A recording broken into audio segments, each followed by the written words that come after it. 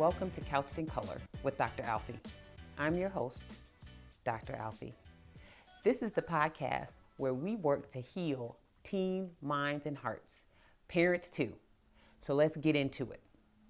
Today, I want to talk about with you something along the lines of the theme that we always discuss, and that is working on trying to support the mental health needs of our teens, our young adults, and the families that they function within. And today we have a very special topic we're going to talk about, and it has to do with working on the needs of the people who are sometimes invisible, even within the context of being marginalized. Specifically today, we're going to be talking a little bit about the mental health needs of young people who are from what we call underserved populations. And what do I mean when I say underserved? Well, I mean populations of young people of color specifically, who maybe don't have as many resources as others. These might be that they don't have as many financial resources, they don't possess the social capital, and in some ways they may live on the margins of society, so to speak. And so today we're going to talk about those young people with our guest, whom I'll introduce to you in just a second. Within the context of thinking about these young people who live on the margins, we think about this term that you're going to hear a lot more about today, because this is something that my guest is very expert in, and we call it the social determinants of health.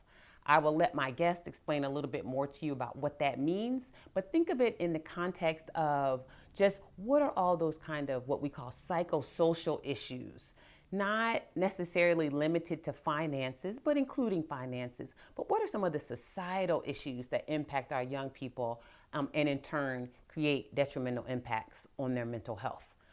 He's going to talk to you a little bit about his experiences in working with people who come to him and see him as a psychiatrist, which he's a practicing MD, under the type of insurance we call Medicaid, right? And that often is reserved for people who may not have an opportunity to have insurance otherwise, or a different type of private insurance.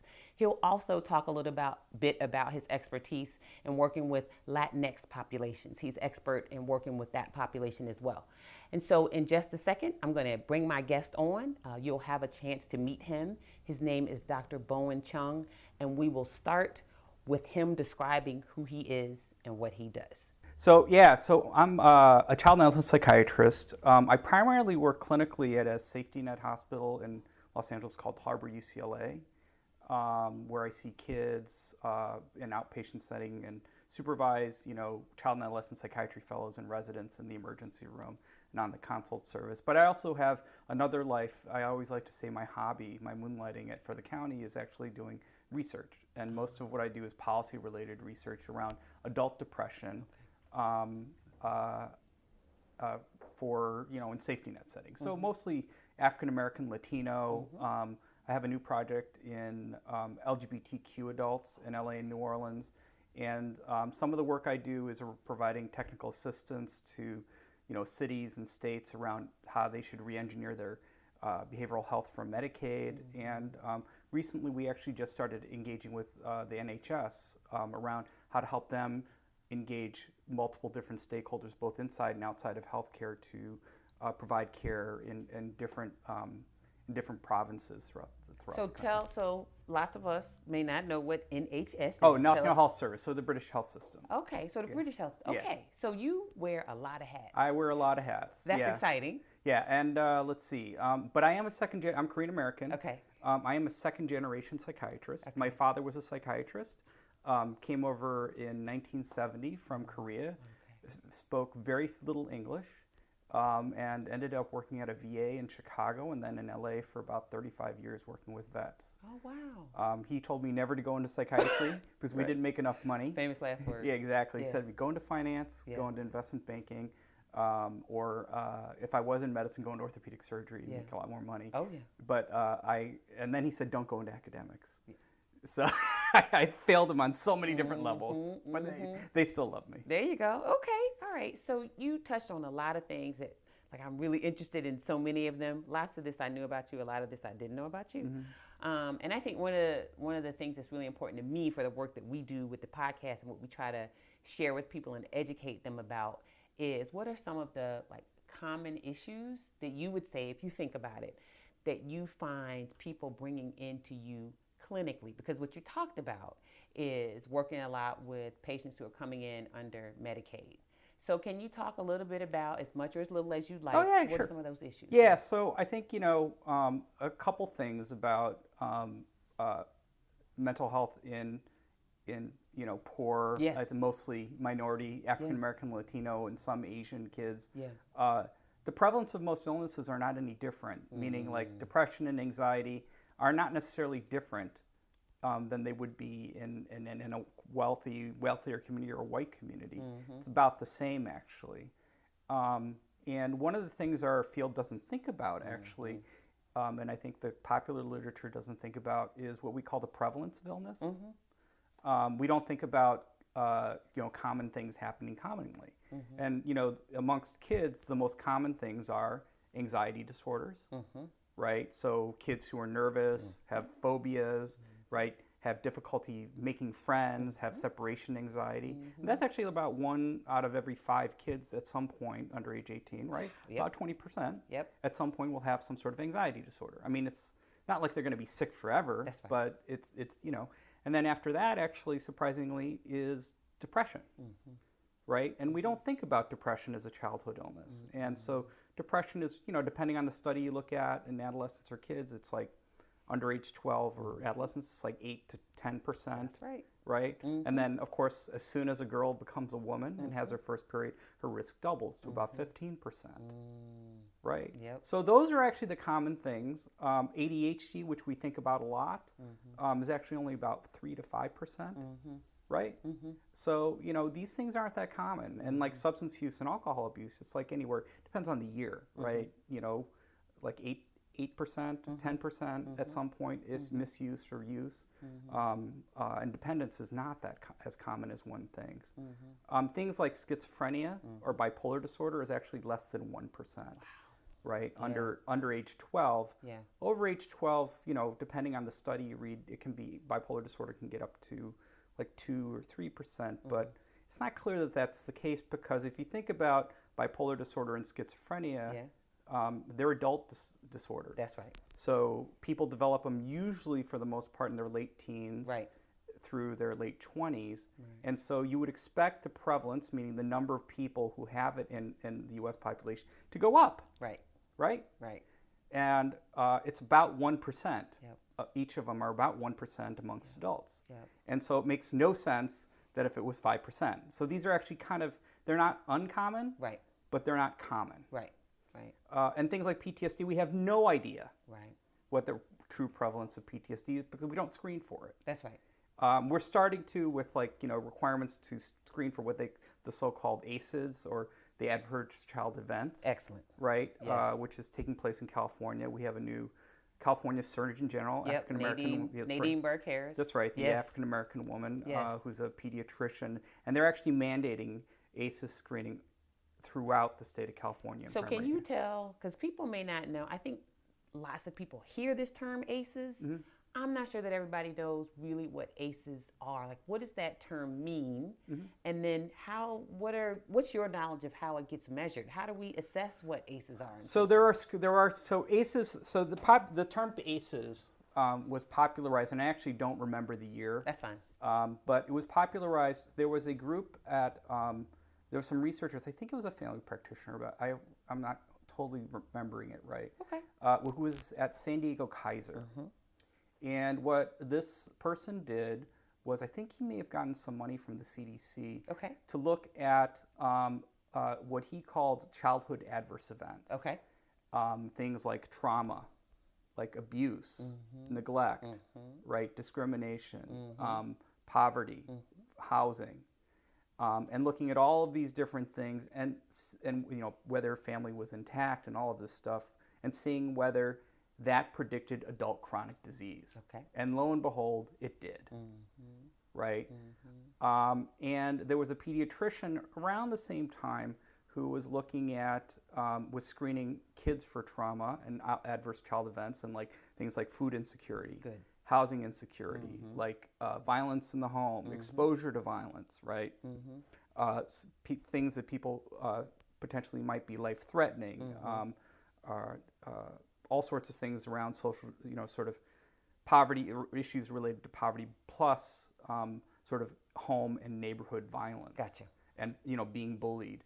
And sort of looked at that and sort of said that since that was predictive of adult chronic disease, let's start screening kids for it, in my clinic. And it's kind of taken off because it has a lot of what I would like to say for academics, face validity, meaning it seems like a good idea to do it. Right. Right? Right. So, yeah. So then my question, there are a couple things it makes me think of. One of them is when I watched Nadine Burke-Harris, Dr. Nadine Burke-Harris's talk, her TED Talk.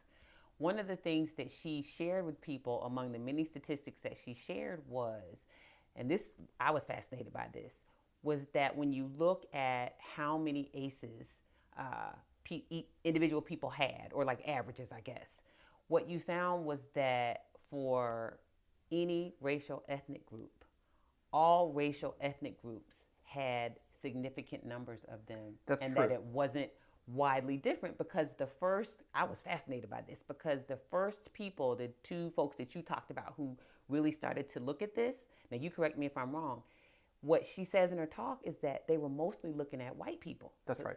And so people, I think what most of us would assume is that of course they were looking at people of color. color. Well, that's because most people who go to healthcare in Kaiser are white.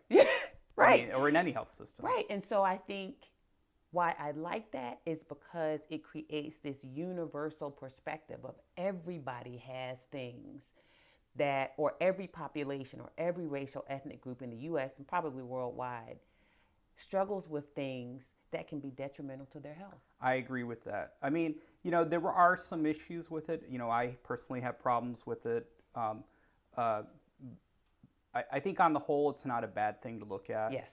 However, screening for these things in primary care, screening for anything in healthcare, and if you don't have resources to address it, there's always an ethical question. That's right. If you're screening for HIV or cancer across like the entire state of like Georgia, right, and you don't have any oncologists or any cancer care or right, any infectious, how is that a good idea? That's right.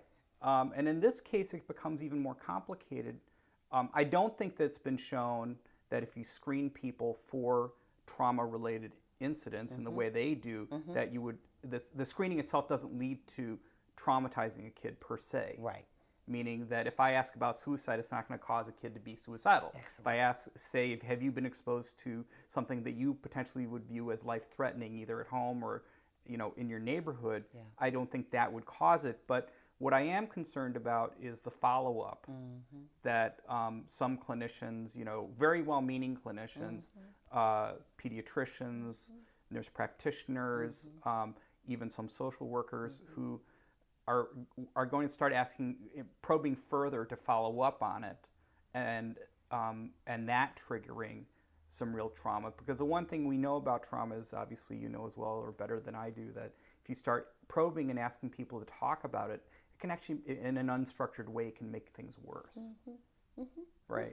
And you can it's called iatrogenic harm. There you go. You can make it really bad. There you go. So all of these things that you're talking about, I think are things that anybody who's a mental health provider, right? I'll say mental health proper, not who's in specialty care, who does what you do as a psychiatrist or does what I do as a psychologist. I think we always want to be mindful of what you're talking about, which is how do we probe people and how do we engage people in ways that allow them to bring those difficulties out, right? Whether it's something related to trauma, whether it's something specific to a diagnosable mental illness, how do we get them to open up about those things, but in a way that feels safe and that allows them to leave us and still be functioning okay? Like, we don't want to cause more, like, we don't want to sort of rip the wound open even wider. We want to kind of keep it contained so that people can continue to come back to us and get the help that they need. So it's making me think specifically about ways to educate parents who may be watching, right? Lots of parents or mentors or the adults who are in kids' lives. So in your work, can you talk a little bit about, are there things that parents, the adults, mentors, sponsors, people who work with kids, are there things that people can do? And I really want to think specifically about the kind of kids that you see, kids who don't have a lot of resources, kids who are under-resourced. What kinds of things can parents and adults do when a child leaves your office and they've opened up about all this stuff. Well, I'll have to confess, I don't do therapy. Okay. So okay. I do therapy very rarely. Gotcha. I study therapy, but I don't do it. Got it. But what I would say, I've had the privilege of working with some families for now 20 years. Okay. I think the first thing is that I think especially minority children, Yes. African American Latinos especially, Yes. get misdiagnosed. Okay. That's just true. Just brown and black people get misdiagnosed as adults. They get misdiagnosed as kids. And oftentimes people are misdiagnosed with things that are more pejorative. Yes. Yes. Meaning that, conduct disorder, Yes. which basically means a kid lies, steals, and cheats. Yes. Like the child version of sociopathy, and Yes. they like it. Yes. The one golden rule of kids I always like to say is they always like to be good students. There is never a kid I've met who has not wanted to be a good student. No matter how bad the kid is. And another thing about kids is they always want to be a good son or daughter. That's just basic. Yeah. And whatever is going on in their lives is making it challenging for them to be a good son or daughter or to be a good student. And actually, it's usually the adults in the room or the systems that fail to recognize how to engage a young person, a child or adolescent, in the ways that they need in order to bring that out of them. Oh, I love that. You agree? I agree. I love that. I've never met a single child or adolescent who does not want to be a good student. Oh, in 20 years working the foster care system, juvenile justice, never, not once. Wow. That's powerful for me because I think adults, those of us who are adults, really need to hear that the issues more often than not are in the settings and surroundings around that child and not necessarily just rooted in that In kid. fact, usually the kids are easy to fix. Right, That's the everybody else. issue. Yeah. It's everybody else. Yeah. And then the other thing is that oftentimes, and to go back to the idea of prevalence, meaning common things happen commonly. Yes. Is that it's usually anxiety, depression, maybe ADHD. That's right. And then sometimes it's a learning disability, which are much lower. But if you got those three things, it's not that complicated. That's right. Right? So usually, a kid with ADHD, not everything that wiggles and moves is ADHD. Right. Oftentimes when kids are anxious, they fidget and and then not every kid who yells and screams is because they're angry. It's because they're irritable, because they're anxious or depressed. Yes.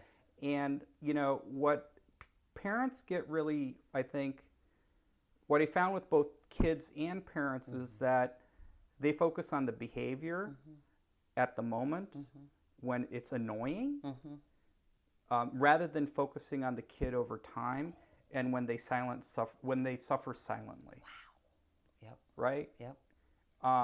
It's the annoying behaviors that of whatever is going on that leads to people getting help, not when they're sort of suffering silently. And usually it's anxiety, depression, and maybe ADHD. The nice thing about anxiety and depression is that you can usually tell when anxiety people have it, because sometimes kids have it all the time where they're just worriers. But oftentimes it happens, they're kind of a worrier at baseline, but then there's situational things. So it's episodic. Oh, they're scared of other kids. They don't want to separate from mommy or daddy. They don't want to go to school, right? Because they're fearful of school. And then they act out and scream if they don't want to do something. And usually that's the reason why kids act out. Or if they're depressed. They were fine like 2 months ago, but for the last 3 months, they've just been crying and screaming and yelling. Or sitting in their bed all day long not wanting to do anything. Yes. And they're like, why is he being difficult? Or why is she being difficult? Yes. Right? Yes. And it's usually actually a really easy fix because, anxiety is actually very treatable with medication and cognitive behavioral therapy. I mean, it's unbelievably successful, right? I just reviewed the literature. And, something like therapy or an antidepressant or combined has a better impact on anxiety for kids and improving their functioning than an antihypertensive would have for high blood pressure in an adult. Yes. Yes. I mean, it's remarkable. Yes. If you look, it's in the New England Journal of Medicine. Yes. It's not in some weird psychology journal. Right. It's like Right. it's like in the highest level journal of medicine, and it's about as established can be. But I think once again, getting to the stigma issues, minorities obviously prefer counseling, right, as opposed to a pill.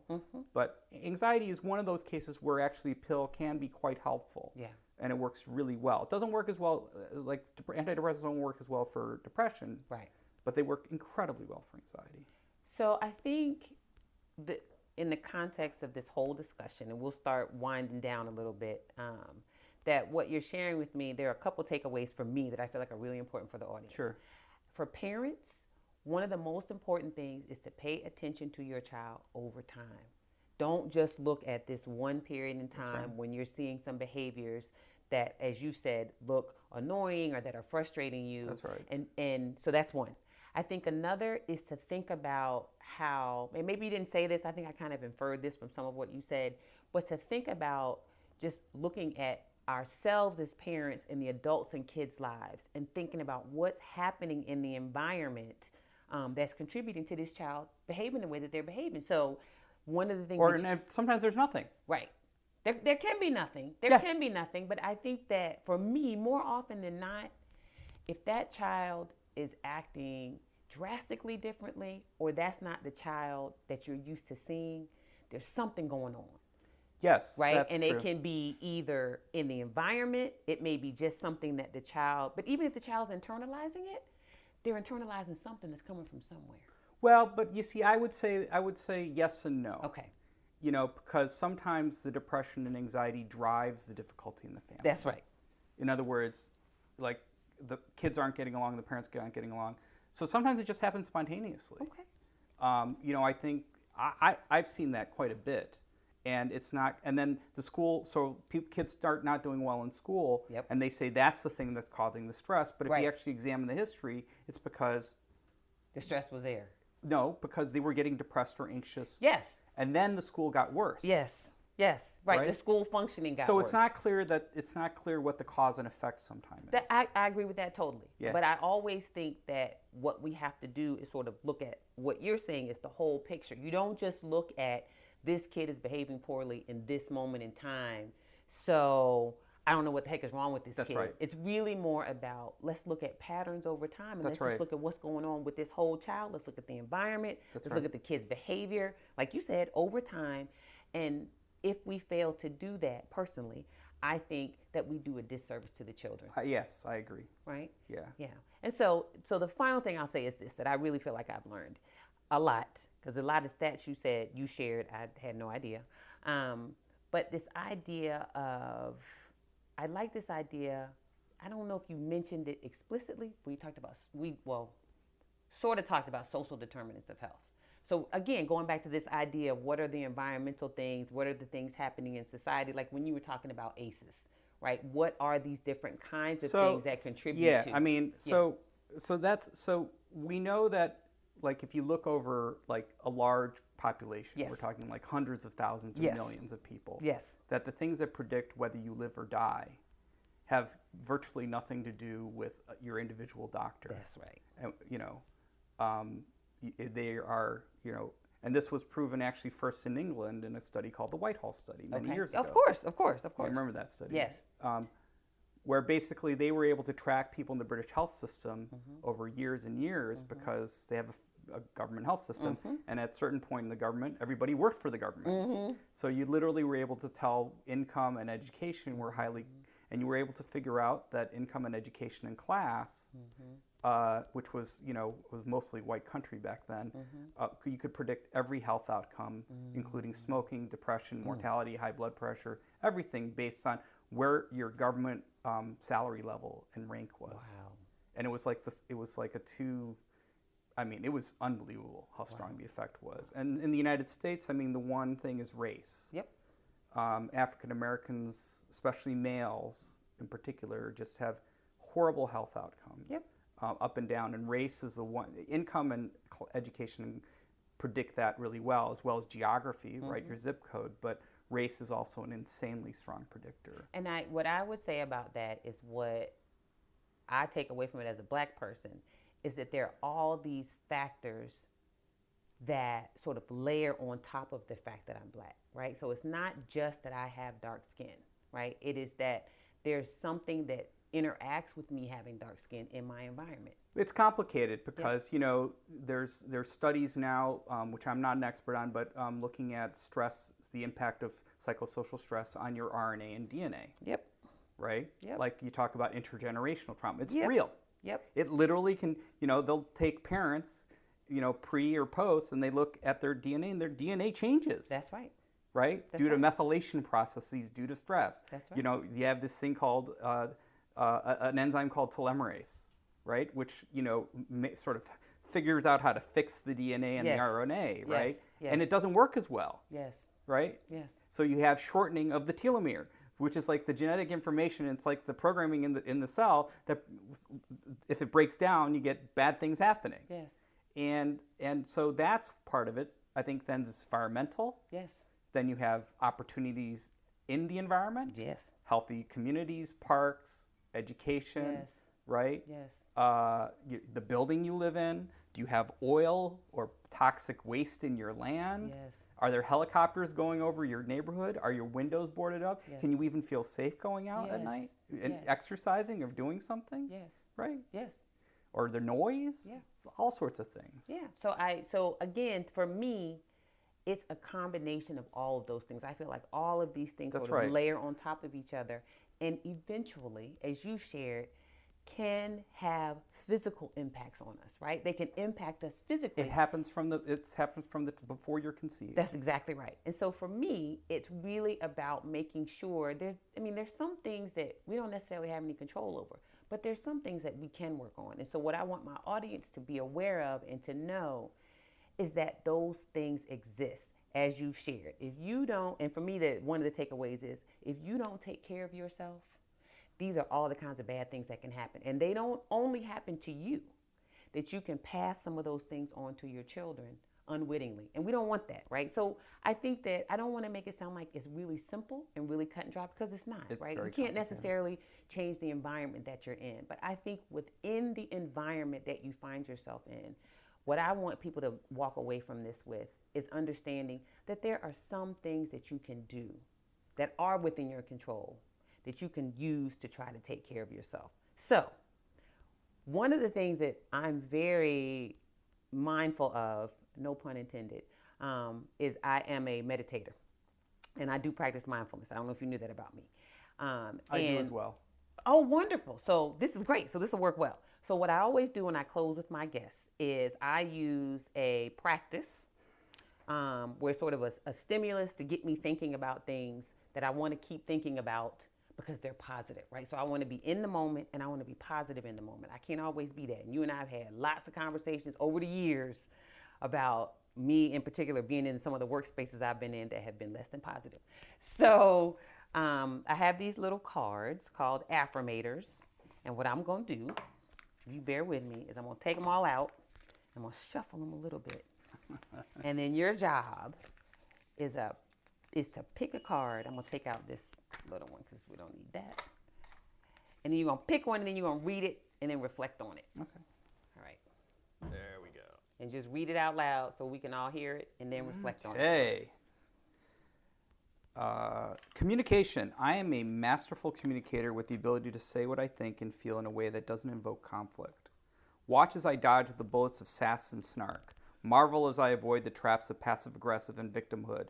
Be amazed that even though it's sometimes stressful, I choose to communicate, an act that saves us all from the grips of certain unspoken seething. Any thoughts?